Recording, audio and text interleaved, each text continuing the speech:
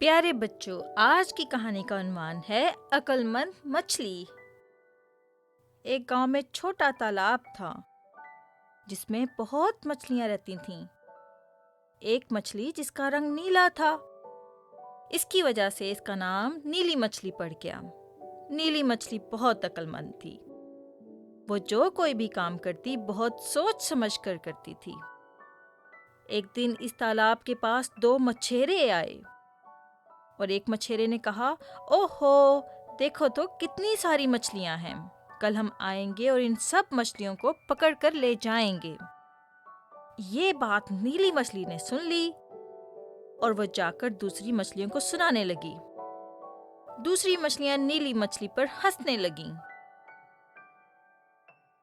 और कहने लगीं, अगर तुम्हें जाना है तो जाओ, हम सब यहीं रहेंगे।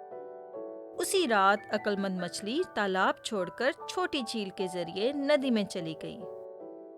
दूसरे दिन वो मछेरे आए और तालाब की सारी मछलियों को पकड़कर ले गए।